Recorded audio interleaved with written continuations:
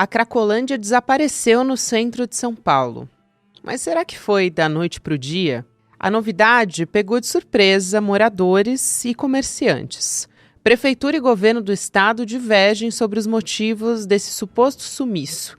A Câmara Municipal e o Ministério Público exigem respostas. Até agora, ninguém explicou como o fluxo dessas pessoas que fazem uso abusivo de drogas sumiu da região. Depois de anos de confrontos e promessas de solução, o que sobrou foi o vazio, um silêncio estranho, várias interrogações. Onde estão essas centenas de pessoas? Foram presas, internadas ou removidas à força? Relatos de violência policial e internações compulsórias se acumulam. Organizações de direitos humanos denunciam as remoções sem registro. A Cracolândia saiu do centro, mas novos pontos surgiram em outros locais da cidade. Nessa questão, que é de saúde pública, fica a pergunta: qual é o plano, se é que existe, para o tratamento e para a reinclusão dessas pessoas na sociedade? Quinta-feira, 29 de maio de 2025.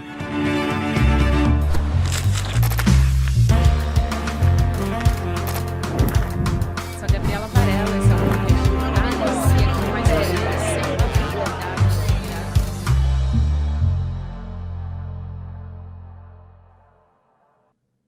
Olá, seja muito bem-vindo, seja muito bem-vinda. Eu sou a Gabriela Varela e esse é o videocast em detalhes. Aqui, sempre com um convidado, a gente analisa uma temática, uma notícia importante do momento. A gente vai olhar para a situação da capital de São Paulo para contar, para falar de uma história que, na verdade, é um problema muito maior. Eu vou conversar aqui com o pesquisador Jordano Magri. Jordano, obrigada por aceitar nosso convite. Seja muito bem-vindo mais uma vez, né? Você já veio aqui no Em Detalhes. Já estive aqui com vocês. Jordano, a primeira pergunta que eu quero te fazer é: a gente tem ouvido muito que a Cracolândia sumiu da noite para o dia. Eu te pergunto, isso aconteceu mesmo? Foi da noite para o dia? E aí, junto com isso, pensando nessa dispersão, né, nessas micro-cracolândias que existem, onde é que estão essas pessoas? A prefeitura deveria ter como dizer onde elas estão, né? E onde estão esses pontos, para começar a nossa conversa. Tá, bom, vamos lá, Gabriela. Eu acho que é importante justamente a gente dar esse passo atrás, né? Porque a gente está muito acostumado na imprensa a olhar para a Cracolândia meramente como uma imagem, né? Qual Isso. que é a imagem do momento, né? E aí a gente olha para aquela imagem daquele espaço vazio e tem uma dificuldade de entender quais são os passos que levaram àquela situação, especialmente pensando na ação do poder público e nos processos urbanos maiores que estão rolando ali, né? Então, se a gente, eu queria um pouco retomar, então, que a gente olhasse a partir da desocupação da Praça Princesa Isabel em 2022, né, do começo da Operação Caronte ali no fim de 2021, do começo de 2022, que começou começou essa nova fase, né, de institucionalizar o ataque não só diretamente aos usuários, mas também às infraestruturas de sobrevivência que essas pessoas tinham. Então, a partir desse processo, né, que se aprofundou com a Operação Caronte, mas que era coordenado pela Polícia Civil, né, mas que tinha a atuação direta de todas as forças de segurança, incluindo aí a Guarda Civil Metropolitana e da Subprefeitura da Sé, que tinha esse papel administrativo, né? A subprefeitura da Sé tem esse papel ali um pouco na gestão urbana de cuidar da infraestrutura urbana, e aí essa combinação, né? Especialmente a partir de agentes policiais que vão ocupar essa burocracia da subprefeitura da Sé, a gente vê uma mudança mais acentuada na estratégia do poder público de atuar ali na região. Então, se a gente for olhar um pouco historicamente, antes desse processo que eu estou trazendo, as políticas voltadas para a Cracolândia eram sempre pautadas nessa lógica da saúde ou da repressão, né? Então, precisa levar os usuários para o tratamento e precisa prender os bandidos. A partir dessa nova dinâmica da Operação Caronte, não é que a violência e o cuidado deixaram de existir, mas que as ações do poder público passaram aí no sentido de minar as infraestruturas de sobrevivência que as pessoas do fluxo têm ali na região. E aí o que isso significa? acabar com a infraestrutura de hotéis e pensões que essas pessoas usavam ali no território, para às vezes passar, conseguir tomar banho, porque a gente não tem uma estrutura de banheiro público ali, então essas pessoas usavam os quartos de hotéis para tomar banho, para conseguir não dormir na rua. Então você tem toda essa infraestrutura de pensões e comércios ali que atendiam diretamente essa população foram atacadas pelo poder público a partir dessa combinação polícia-prefeitura. Depois disso, a gente vê os pontos de recebimento de reciclagem. Então, a gente sabe que a reciclagem é uma das principais atividades de geração de renda dessa população.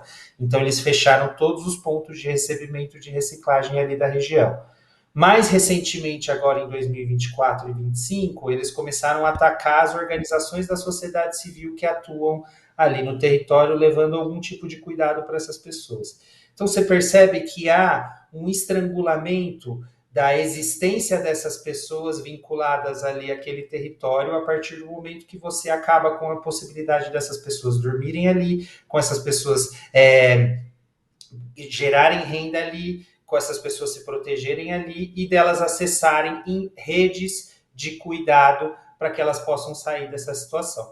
Então, o que a gente vê, na verdade, é o resultado desse estrangulamento. Mas, diferentemente do que a gente viu historicamente, que tinha a espetacularização do processo, das operações policiais, das bombas, espalhamento dos usuários, agora a espetacularização é em cima da imagem da limpeza, né?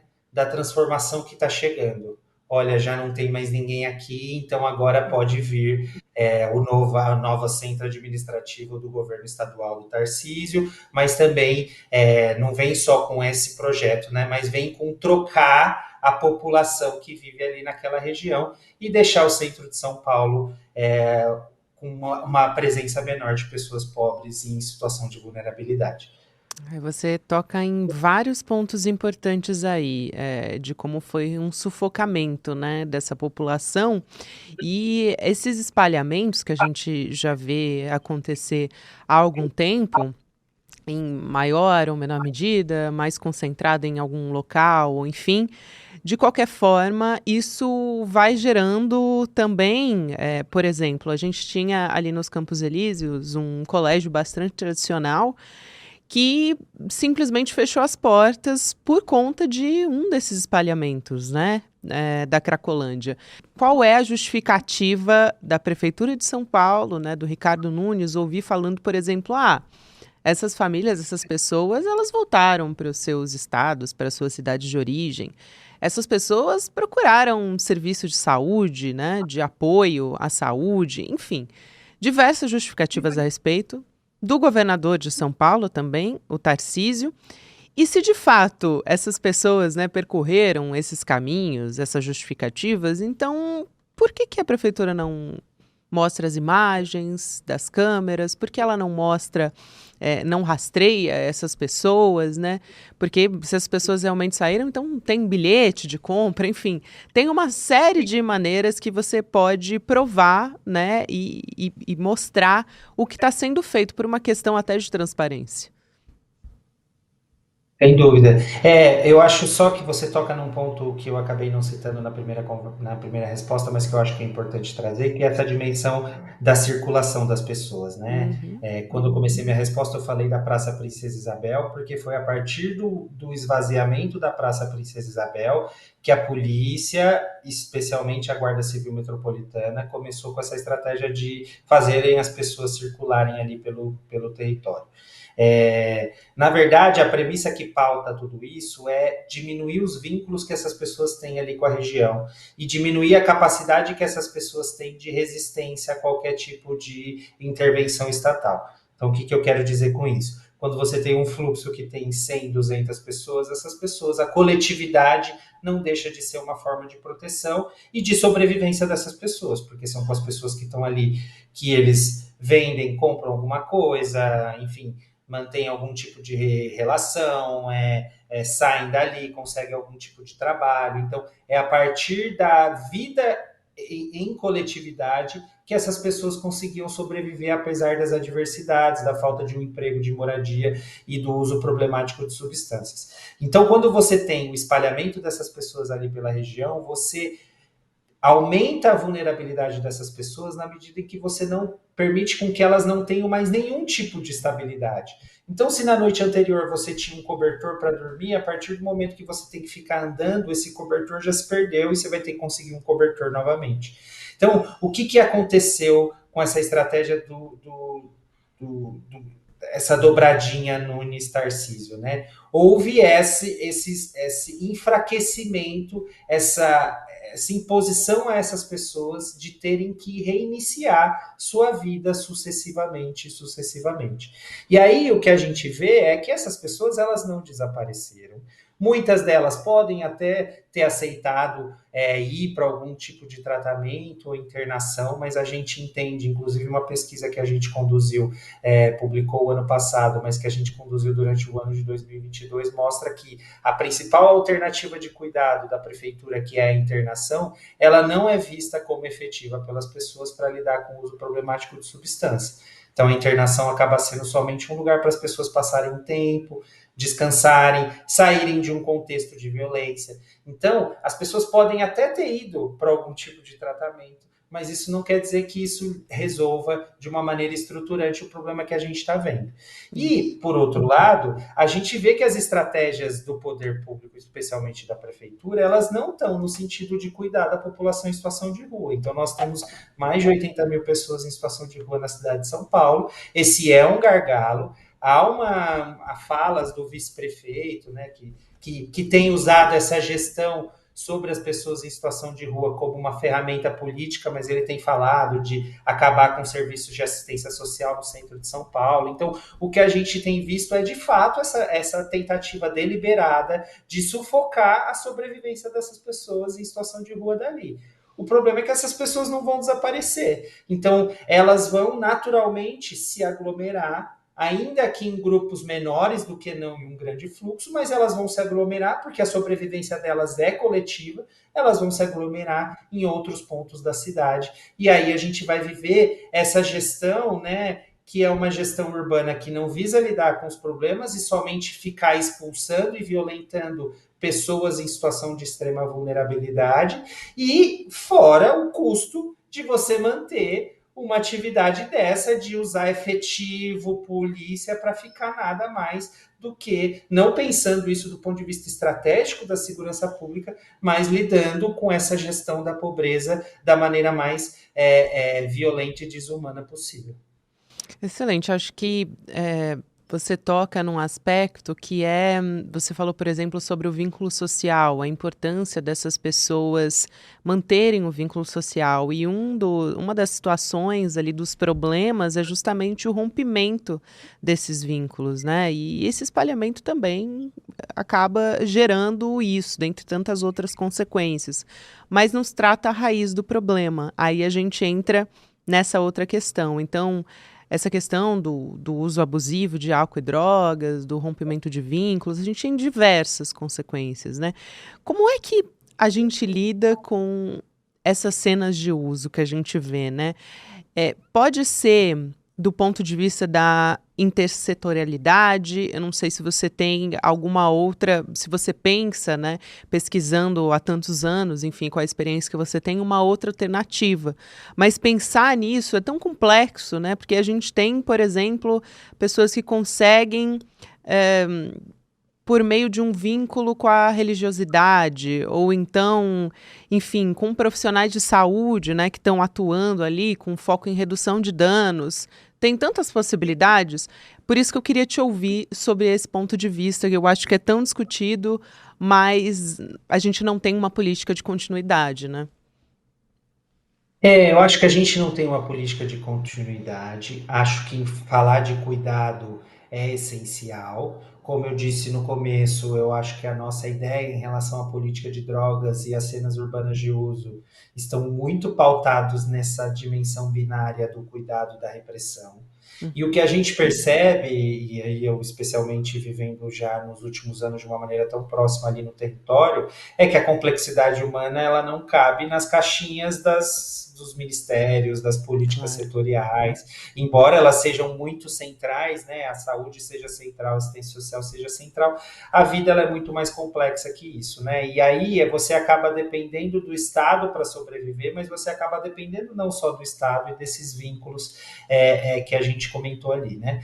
E aí eu acho que o ponto zero, e antes da gente falar de que tipo de medidas concretas, né? Eu acho que para que a gente possa falar do cuidado do uso problemático de substâncias, especialmente porque nós não estamos falando da Heleninha Reutemann, nós estamos falando de pessoas que não têm capacidade nenhuma de subsistência e que precisam viver de outras formas. Então, nós estamos falando do uso problemático de substâncias associado a uma condição de vulnerabilidade muito grande. Então, assim, se a gente não entender o problema a partir dessa chave, da chave da vulnerabilidade, a gente nem começa a sair dessa situação e as medidas vão mais uma vez reforçar. E é importante dizer que esse reforço de tratar o usuário desse jeito que a gente sempre tratou acaba sendo lucrativo para quem acaba acolhendo essas pessoas nas comunidades terapêuticas e etc. Então, acaba sendo, faz sentido economicamente, né? Mas quando a gente pensa nessa condição dessas cenas de uso urbano, a gente precisa lidar com a vulnerabilidade, e aí eu acho que o passo zero é a gente construir um cenário de estabilidade para essas pessoas, de estabilização. Então, ainda que essas pessoas tenham que dormir na rua, que elas tenham uma condição mínima de condição de dormir na rua, então não tenham o cobertor pego dia sim, dia não, que a barraca deles, eles possam poder. Entendo que tem uma gestão urbana aí complexa do espaço público, vai deixar a barraca ali, mas que eles possam poder recolher e retirar as próprias barracas, não perder instrumentos de trabalho. Então, tem gente que às vezes trabalha com rodinho, tem gente que às vezes trabalha com algum outro tipo de atividade de artesanato, e muitas vezes as atividades, o RAPA, né, a limpeza urbana da prefeitura, acaba tirando esses meios de subsistência dessas pessoas. Então, eu acho que independentemente do setor, a gente precisa começar a pensar nas políticas para essas pessoas a partir dessa chave da estabilidade. É só com o mínimo de condições estáveis que essa pessoa saiba onde ela vai dormir, o que minimamente ela vai comer e como ela vai gerar renda, que a gente começa a fazer com que esse uso problemático de substâncias ele possa ser tratado de uma maneira mais adequada. Porque a partir do momento que você reduz os fatores de vulnerabilidade, se essa pessoa tem uma atividade, por exemplo, laboral toda semana, ou uma atividade, por exemplo, um programa Operação Trabalho, que é um programa que a prefeitura tem de transferência de renda para essas pessoas em troca da varrição da rua ou de outras atividades. Então, se a pessoa tem 4 horas de atividade ali, são 4 horas que ela vai acabar não fazendo uso de substância. E aí, se ela já sai do trabalho, tem um dinheirinho para comprar alguma coisa, não necessariamente ela vai comprar tudo em droga, aos poucos ela vai comprando uma roupa que ela precisa, uma comida diferente que ela gosta de comer. Então, é a partir dessa construção da estabilidade que se dá dia a dia após dia, que essas pessoas têm condições de reduzir esse uso problemático e sair dessa condição de vulnerabilidade. Mas agora, se o poder público, que é esse agente, que é o principal agente de cuidado dessas pessoas, é também o principal fator de criação de instabilidade na vida dessas pessoas, não fazendo saber, não deixando elas saberem onde elas vão dormir, o que elas vão comer, onde elas vão poder estar, fazendo elas circularem a todo tempo, isso faz com que o uso problemático de substâncias, em vez de ser tratado, ele seja ainda mais aprofundado, e os problemas sociais que giram em torno disso, eles tendem a aumentar também. Jordano, aqui no ESL eu acho que a gente é bastante privilegiado, que eu não preciso, por exemplo, ficar dizendo, olha, gente, o que a gente está conversando aqui, a nossa conversa é sobre um tratamento digno, né? Não é defesa de bandido, como muitas vezes acontece. Mas tem um fator que eu acho que vale a pena discutir, já que a gente está falando dessa complexidade, que é o sentimento das pessoas. Por exemplo, o sentimento daquele morador que tem a Cracolândia na porta do prédio dele, da casa dele, enfim, da moradia dele, que é uma coisa compreensível, né? E eu acho que a extrema-direita entendeu como captar esse sentimento e tornar isso, transformar isso numa política, que é essa política de extermínio, de violação, enfim, mas a narrativa é de enfrentamento, né, de segurança pública, de enfrentamento à bandidagem e tal, é o que a gente já sabe, né, como se fosse um investimento em segurança pública. Só que no fim do dia existe essa política de descontinuidade, tudo isso que a gente já conversou aqui, né, para o enfrentamento dessa situação. Então, eu queria trazer um pouco isso para a gente tentar entender como lidar com isso e como dialogar também com essas pessoas, para a gente conseguir conversar também fora da bolha, né, para que a gente consiga ter essa conversa sobre a importância de tudo isso que a gente está falando aqui para todo mundo. Acho que tem essa imagem, eu acompanhei muito, né, quando a Cracolândia apareceu vazia, né, essa imagem do prefeito lá dizendo esses que querem quanto pior, melhor e tudo mais. Eu acho que tem um pouco esse uso político, né, eu falei um pouco disso, Claro. né, antes o uso político era do espalhamento das bombas, do confronto, e agora o uso político são desse uso, né, desses cortes que eles fazem com parte das imagens para tentar construir uma narrativa em torno disso. Então, acho que tem um pouco essa disputa, né, de narrativas, e que, de fato, qualquer campo progressista hoje no Brasil tem muita dificuldade de construir uma narrativa, um raciocínio um pouco mais complexo, como esse tipo de situação exige, né? Mas o que eu acho, né, que eu acho que é importante a gente trazer, e isso era uma coisa que eu sempre falava com os moradores que viviam ali no entorno da antiga cena de uso, né, é que a gente tende a achar que todo mundo que defende algum tipo de tratamento mais digno para essas pessoas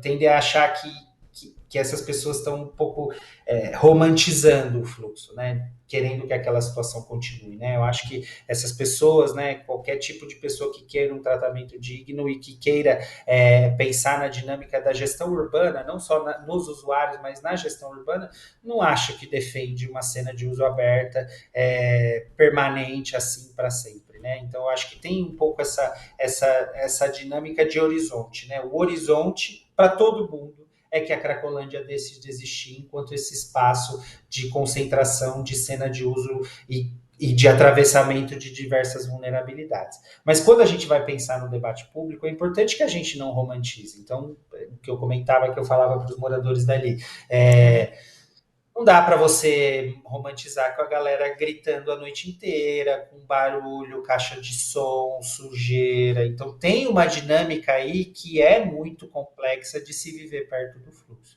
Mas o que eu acho que a gente precisa entender, especialmente pessoas que às vezes sejam mais de direita, é que o resultado, os problemas sociais que a gente vê relacionados à Cracolândia hoje, eles são resultado direto da própria ação de segurança pública do poder público.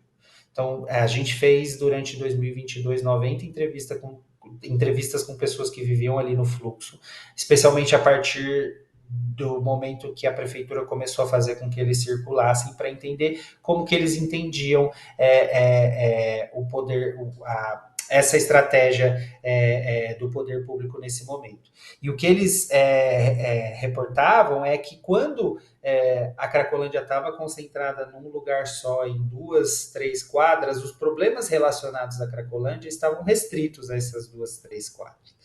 E aí, a partir do momento que há esse espalhamento, hoje você tem o problema da Cracolândia, num primeiro momento espalhado em 30 quadras, 40 quadras, e agora espalhado em vários bairros da região central da cidade. Então, assim, antes de mais nada, eu acho que o que a gente precisa um pouco pautar é que, mais do que ser resultado da própria ação desses usuários, a Cracolândia hoje, essas cenas de uso, esse espalhamento, essa vulnerabilidade que a gente vê espalhada no centro de São Paulo, ela é o resultado de políticas públicas que não deram certo, ou não deram o objetivo de lidar com essas pessoas, ou de reduzir essa cena de uso ali na região central da cidade. Então, acho que essa é a primeira dimensão que a gente precisa falar, né? Ou a gente para de fazer o que está dando errado, ou a Cracolândia vai continuar sendo um problema na região central. E aí volta ao ponto que a gente estava falando anteriormente, né? É também interessante esse espalhamento política e economicamente, né? Então, quando a gente vai pensar, por exemplo, que no ano passado também teve uma operação contra alguns agentes da Guarda Civil Metropolitana que estavam fazendo a venda de segurança privada, esse processo de milicialização. Então, a partir do momento que você tem um caos da segurança pública, isso induz as pessoas a pagarem por segurança privada, que muitas vezes é feita por agentes da segurança em períodos de folga. Ao mesmo tempo, se você tem uma Cracolândia ali numa região, os imóveis ali naquela região vão cair de preço, então fica muito mais fácil para as grandes incorporadoras comprarem aqueles imóveis e fazerem um grande retrofit ou uma grande reforma naquele imóvel e trazer uma outra população, ou pior do que é o que a gente tem visto ultimamente, usar isso para ou esses aplicativos de reserva de quarto, de hotel, enfim, um pouco nessa lógica da especulação do turismo ali na região central, e você tira os próprios moradores da cidade dessa região, especialmente as pessoas pobres. Então, o que a gente precisa entender, eu acho que especialmente quando a gente fala, né, com pessoas que pensam nessa lógica do mercado, é entender o quanto que a Cracolândia, na verdade, ela tem sido usada tem sido instrumentalizada, tem sido usada como um ativo político, que no fim das contas ele faz com que as pessoas possam vender serviço de segurança, que essas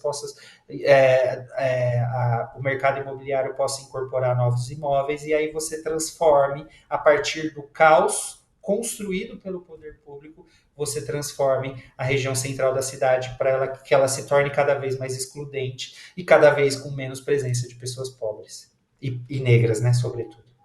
Com certeza. Giordano, prazer te ouvir aqui, agradeço demais pela sua presença e a gente ainda vai voltar a discutir esse assunto. Obrigada demais.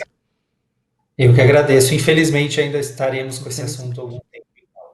Muito obrigado, Gabriela. Um grande abraço a todos. Um abraço grande. É isso.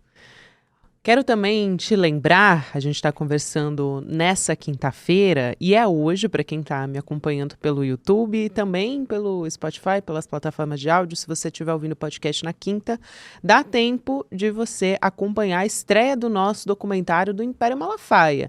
Então, para você que já acompanhou o podcast no Alvo, que ali o Igor Mello e a Juliana Dalpiva trouxeram uma investigação jornalística sobre como ele construiu esse império, que é um império que não é só dinheiro, é política, é fé, tudo isso se mistura, e a gente conta essa história para você também em documentário e com detalhes que você não ouviu no podcast. Então fica a dica para você. A gente vai ter também um bate-papo em estúdio aqui no ICL Notícias com o Igor Mello, a Ju Dalpiva e também o Eduardo Moreira às 8 horas da noite. Então, nessa quinta-feira, 29 de maio, você acompanha tudo isso. Só acessar em detalhesicl.com.br, deixar seu e-mail, 2 segundos, e você participa dessa estreia histórica junto com a gente.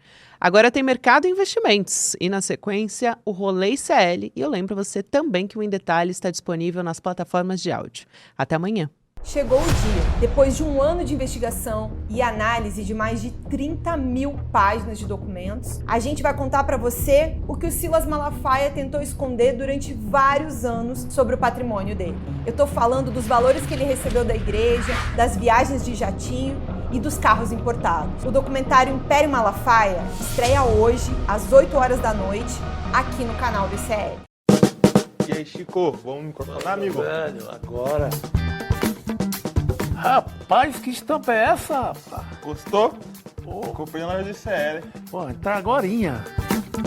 Vista a coragem. Leve a luta com você. Camisetas da comunidade mais corajosa do Brasil. Acesse souicl.com.br e garanta já a sua.